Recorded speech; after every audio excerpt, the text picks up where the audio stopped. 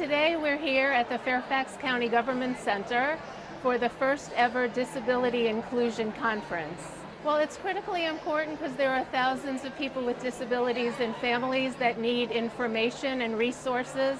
We're here today to be a one-stop opportunity for people to get the information that they need.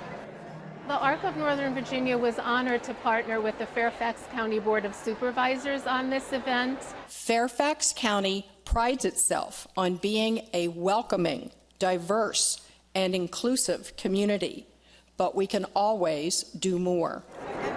In addition to the broad resource fair, we're going to have a wonderful keynote speaker by self-advocate Frank Stevens, followed by a panel presentation. And tell you something that might help you understand Down syndrome a little better. To be honest, the real hardest thing about having an intellectual disability is the loneliness. We need your help to be fully included.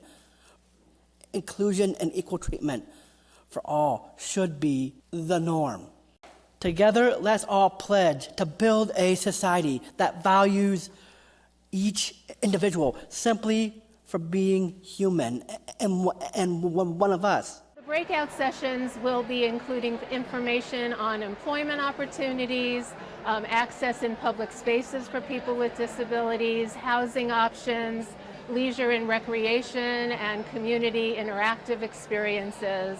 Today's conference was a great opportunity, but it's not the end. There are wonderful opportunities to continue being engaged, and one that I just want to mention is an initiative in Fairfax County called the Welcoming Inclusion Network, or WIN, and that's a wonderful opportunity and way that families can stay connected.